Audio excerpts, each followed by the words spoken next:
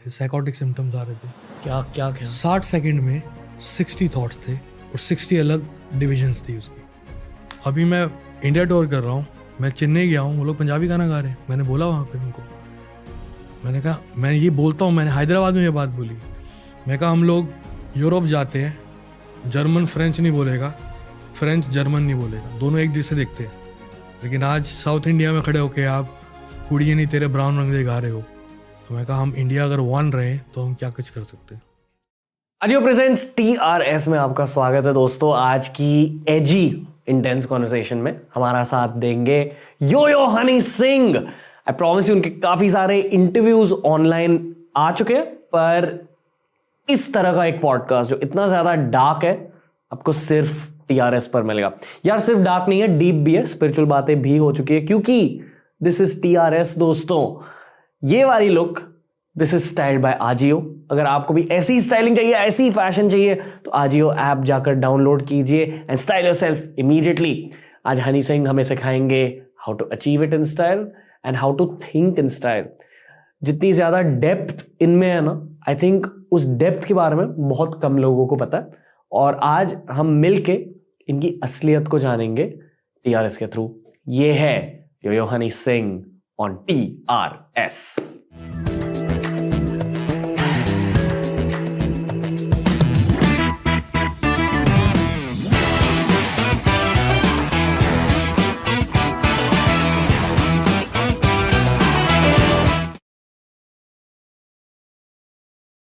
यो हनी सिंह, कैसे हो भाई? बढ़िया भाई, बिल्कुल मजे में। बहुत अच्छा लग रहा है कि आप मेरे सामने बैठे हुए हैं। थैंक्स भाई, thank you so much. I am feeling कि the college me is dreaming right now. अरे वाह, अरे कैसे हो भाई? मजे में भाई, बिल्कुल बहुत बढ़िया। Okay. इतनी ज्यादा फ्रेंडली वाइब है आपकी। बस भाई आपका दोस्त ही हूँ, भाई हूँ बड़ा। 100%। जहाँ से आप लोग निकले हो मैं भी वहीं से निकला हूँ। Okay. तो वही बस गलियाँ हैं, वही रास्ते हैं, वही मंजिल है। मंजिल क्या है? डेथ? नहीं, डेथ तो हो जाएगी लेकिन उससे पहले बुलंदी तक जाएंगे। ओके डेथ तो हो ही जाएगी, वो तो क्या ओके। लेकिन तब तक ऐसा कुछ करेंगे कि जो लोगों ने नहीं देखा पहले। बुलंदी को थोड़ा ज्यादा ब्रेक डाउन कीजिए। बहुत कुछ है। सबसे पहले तो वो करना है जो नहीं किया गया।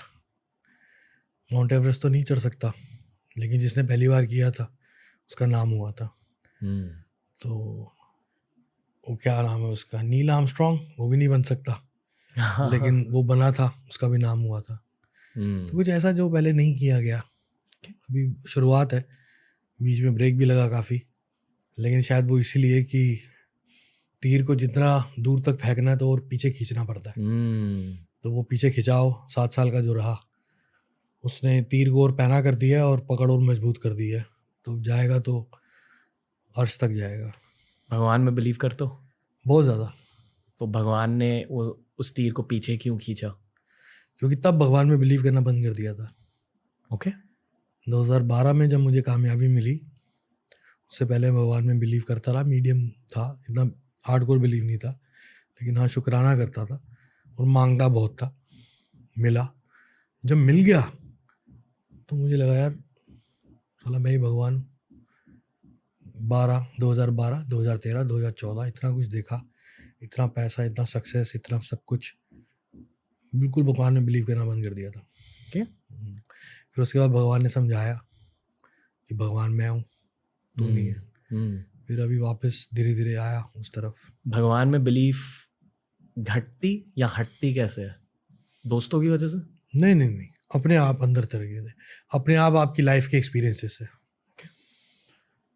और अपने हालातों की वजह से।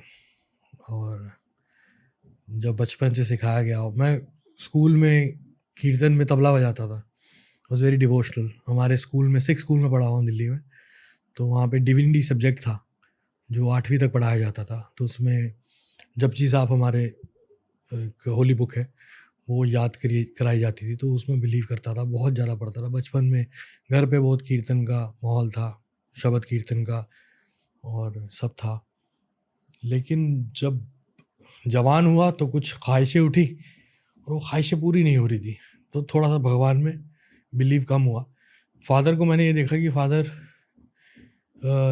इतनी मेहनत करते हैं लेकिन भगवान में बिलीव नहीं छोड़ते। तो उतना बिलीव तो मैं भी पकड़ के चलूँ, बाकी सब मेहनत के ऊपर है, जो मैंने उनसे सीखा कि मेहनत बहुत ज़रूरी है। तो पापा 6 दिन मेहनत करते थे, 7वें दिन संडे को हमें गुरुद्वारा जरूर लेके जाते थे। तो उतना बिलीव मेरा टच में रहा। फिर उसके बाद जवानी आ जाती है तो और फोकस आ जाता है लाइफ में, करियर, पैशन, यही करना ये करना, तो भगवान से थोड़ी दूरी और हट जाती है। और जब वो इतनी मेहनत करने के बाद जब कुछ मिला ना, तो लगा ये साला मैंने किया, ये किसी ने नहीं किया, ये भगवान ने नहीं किया, ये दुआओं ने नहीं किया, ये मैंने किया। ऐसा हो गया था मैं, बहुत ज़्यादा, बहुत ही ज़्यादा। और वापस जब बीमारी से बाहर निकला भी मैं, जब 2021 से, तब बिलीव शुरू हुआ कि हाँ नहीं है, परम शक्ति तो है एक, और उसमें भी। पर वो बिलीव फिर से एंटर कैसे हुई आपके लाइफ में, री एंट्री कैसे हुई, कुछ हुआ? पता नहीं, बस अपने आप धीरे धीरे नज़दीकी आने लग गई भगवान से। और अकेले बहुत टाइम स्पेंड किया मैंने, काफ़ी इंटरव्यूज़ में बोल चुका हूँ। 3.5 साल में अपने घर से बाहर नहीं निकला, और 1.5 साल में अपने कमरे से बाहर नहीं निकला। और जब नहाता भी था तो दरवाज़ा खोल के नहाता था, इतना डर था, फियर था मेरे अंदर। Bipolar disorder with psychotic symptoms की मुझे प्रॉब्लम हुई थी, जो सूखे नशे करने से और शराब पीने से होती है ज़्यादा, और कम सोने से होती है, और गलत लाइफस्टाइल से होती है। और सूखे नशे मतलब वीड? या बहुत ज़्यादा करता था मैं। 2012 में इंट्रोड्यूस हुआ था, 2 साल बहुत किया मैंने, एक्सट्रीम में कर दिया था। तो उसकी वजह से कोलैप्स हुआ सारा करियर, सब कुछ। तो बाकी उस डार्कनेस में बहुत कुछ दिखा, भगवान दिखा, शैतान दिखा, दोनों ने बाहें फैलाई, फिर चुना मैंने भगवान को। पता है, जब मैं कॉलेज में था तब रूमर्स होते थे कि आपको किसी सैटेनिक चर्च में देखा गया है, ये सच है? हाँ, मैं गया था सैटेनिक चर्च में? इंग्लैंड में। क्या है वो? पर पता है क्या हुआ था आपको? नहीं। मैं इंग्लैंड में था, शूट कर रहा था, तो मुझे एक लेडी जो मेरे किसी दोस्त को जानती थी, उन्होंने मुझे बोला कि आपको मेरे साथ कहीं चलना है। मैंने कहा जी आप जैसे कहें, चलते हैं शूटिंग के बाद। कहते खाना खाने चलना है, आपकी पसंद का होगा। बैंकॉक में एक रेस्टोरेंट है जिसका नाम है अल सना, पाकिस्तानी रेस्टोरेंट है। वहाँ का मुझे पुदीना चिकन बहुत पसंद है, जो मैं 2007 से खा रहा हूँ। ये कहानी बता रहा हूँ आपको, 2013 की शुरुआत की। मैं लंदन में था, मैं वहाँ गया, वहाँ इंडियन रेस्टोरेंट था एक। ये पहली बार मैं किसी कैमरे के सामने ये बात बोल रहा हूँ। सॉरी भाई। नहीं सही है, होनी चाहिए बात है। तो मैं वहाँ गया, पूरा रेस्टोरेंट खाली था, एक गोरा बारटेंडर था और वेटर कोई नहीं था। उस लेडी ने बिठाया, कुछ बातें करनी शुरू करी। ऑर्डर नहीं लिया गया, लेकिन ऑर्डर मेरे सामने आ गया, और वो वही पुदीना चिकन था जो मैं बैंकॉक में खाता था। उसकी शक्ल लग रही थी। मैंने कहा ये क्या हो रहा है भाई, ये तो बड़ी लगता है, मेरे यारों दोस्तों से पूछ के लगता है कुछ ऐसी चीज़ बताई गई है कि मेरे को पसंद है, और यहाँ अरेंज करी है, देखने में तो वही लग रहा है। मैंने कहा वो वही टेस्ट था। मैंने कहा ये क्या है? कि ये कुछ भी नहीं है। मैंने कहा तो कि ऊपर चलेंगे। वहाँ सीक्रेट डोर था ऊपर एक, वहाँ पे सैटेनिक चर्च था जो खाली था, वहाँ बाहर बोर्ड लगा हुआ था। वहाँ मैं गया, मैं बहुत एक्साइटेड था, क्योंकि मैं 2012 से भगवान को मानना बंद कर दिया था। मैं शैतान को मानना बिलीव नहीं किया था, लेकिन शैतान की तरफ अट्रैक्ट बहुत हो गया था। शैतानी हरकतें करता था, नशे करता था, ये करता था, वो करता था, याशी करता था, तो मैं उस तरफ अट्रैक्टेड बहुत था। तो मैं उस चीज़ से डरा नहीं, सैटेनिक टेम्पल से। मैं जाके एक बच्चे की तरह उन कुर्सियों में जाके बैठ गया, फोटो ही करा रहा था। और वहाँ की एनर्जीज बहुत डिफरेंट थी, बहुत स्ट्रॉन्ग। कैसी थी? कंप्रेस करते ना, जैसे कंप्रेसिंग थी, बहुत कंप्रेसिंग। क्लैप भी मारोगे तो रिफ्लेक्शन नहीं आएगी, हैवी एनर्जीज बहुत ज़्यादा। तो मुझे समझ में आया कि काम सीरियस है। सो कहती what you want to do in life? I say whatever I want to do, I will do, come to us, we get you everything. Boys come there with bigger plans, council sets, they will help them. मैं समझ गया ये मुझे करना नहीं है, लेकिन एक एक्सपीरियंस के लिए एक्सपीरियंस बहुत अच्छा है। तो ये बात तो किसी को पता भी नहीं है। वो इंटरनेट पे मैंने फ़ोटो फेसबुक पे डाली थी, जो 1 घंटे में उतार दी गई थी। मेरा मीडिया देखता था, राज भाई कनाडा से, इंग्लैंड में रहता रहा था वो, तो उसने हटा दी, कहते नहीं ये हटानी पड़ेगी, तो वो फिर फ़ोटो हटा दी गई थी। मैंने वो उनका वो डंडी सी होती है वो पकड़ी हुई थी और ऐसे करके कुर्सी पे बैठ के भी, जहाँ वो मेसन्स बैठते हैं वहाँ तक गया, बट उससे ज़्यादा कुछ नहीं हुआ। उससे ज़्यादा कुछ नहीं हुआ। ओके, क्योंकि रूमर्स ये थे कि आपने शैतान के साथ एक डील बनाई है हाँ, जिसकी वजह से आपको सक्सेस मिला है। मैं उसके बाद एक्साइट हो गया, बहुत एक्साइटेड हो गया, और इल्यूमिनाटी कल्चर के बारे में बहुत रिसर्च करना शुरू हुआ, बहुत इंक्लाइन हो गया उस तरफ। असल में famous people are into Illuminati culture. I don't know, this say this lots of speculation. Okay, सच तो पता नहीं क्या है क्या नहीं, बट लेकिन कुछ है, स्ट्रॉन्ग है। और अगर आप देखो, अगर बड़े लेवल पे जाके, टॉप फ्लोर पे जाके, तो आपको उसकी रिफ्लेक्शन दिखती तो है। कुछ तो होंगे, कुछ लोग होंगे, दिखती है। ओके, दिखती है, हर तरह से दिखती है। भारत में, वर्ल्ड वाइड, पेट्रोलियम में, फार्मास्यूटिकल्स में, वॉर्स में, एंटरटेनमेंट में, फिल्म्स में, पेस्ट में, साबुन में, हर जगह दिखती है अगर आप देखना चाहो तो। वो लोग चाहते थे कि आप उनके, पता नहीं क्या था वो, मैंने दोबारा पूछा नहीं, मैं तो खुश हो गया। मैंने कहा सही है, अच्छा है। एक होता ना कि मैं तब तक बदनाम था, बहुत बदनाम था, बदनाम के बावजूद कामयाब था और मशहूर था और प्यार भी कर रहे थे लोग। तो एक बैड बॉय इमेज थी जो थी उस वक्त।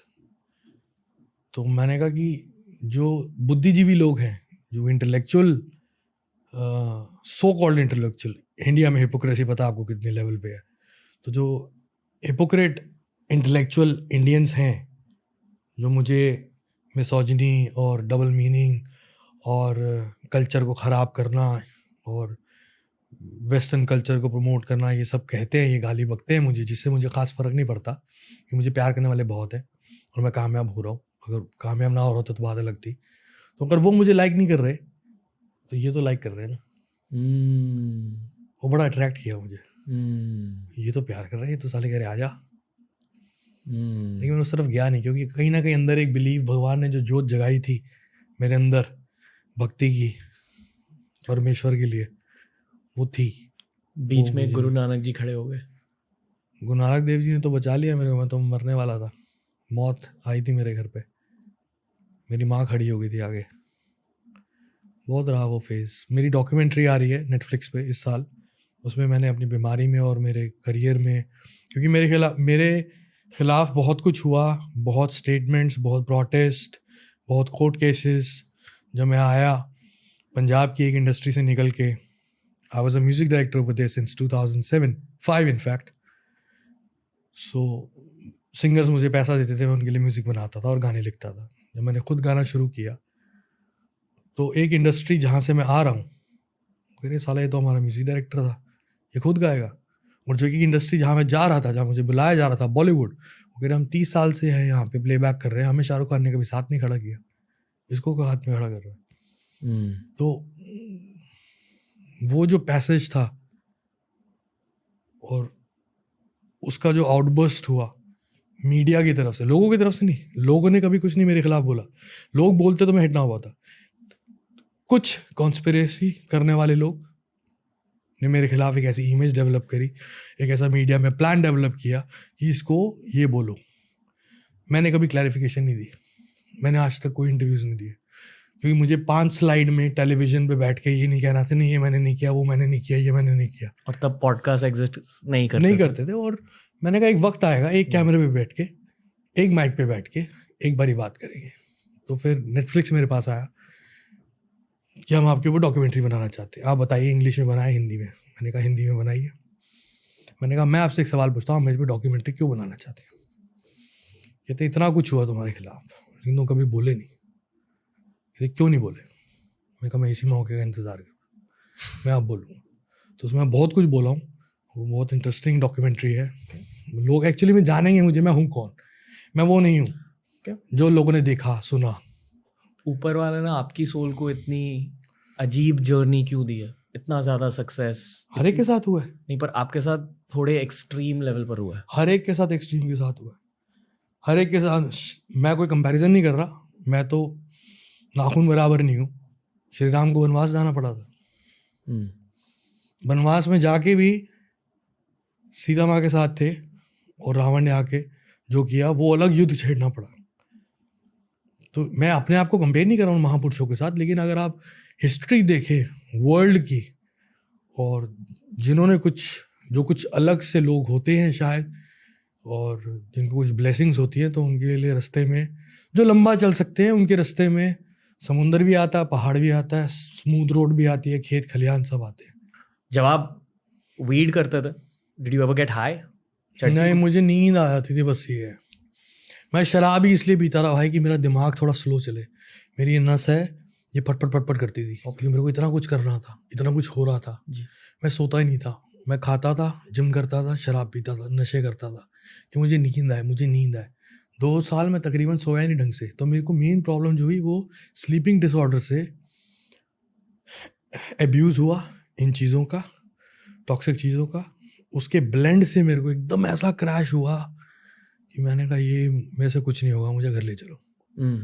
कहाँ मैं वर्ल्ड टूर कर रहा था शाहरुख भाई के साथ, अमेरिका में था मैं, वहाँ से वापस आया। मेरा इतना बड़ा शो चल रहा था स्टार प्लस पे, रॉ स्टार, सब कुछ मैंने डिज़ाइन किया 1.5 साल लगा के, पूरा सेटअप से लेके एवरीथिंग, कास्ट क्रू, मतलब everything I design in 1.5 year. जब वो हो रहा था तो मैंने कहा मेरे को नहीं हो रहा है कुछ, मेरे को गलत ख्याल आ रहे थे, साइकोटिक सिम्टम्स आ रहे थे।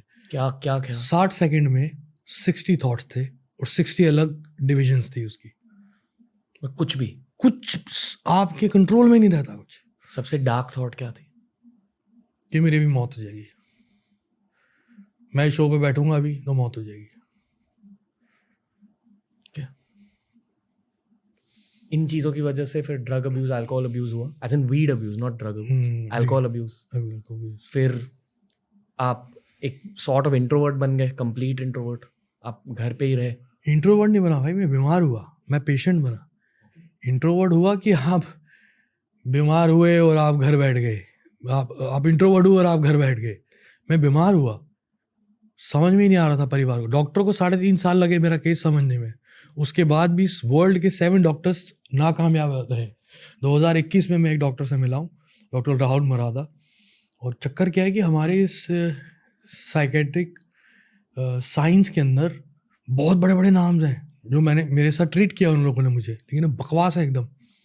उनको समझ में नहीं आता पकड़े कैसे इस चीज़ को। मेरा केस भी बहुत सीवियर था। एक डॉक्टर ने बोला था कि एल्बर्ट आइंस्टाइन को ये स्टेज थी जो तेरे को स्टेज है, इसको स्टेज है, मतलब तेरे को तो बोल ही, मेरे से तो बात ही नहीं करता था ना कोई, मेरे को समझ में नहीं आता था बात का।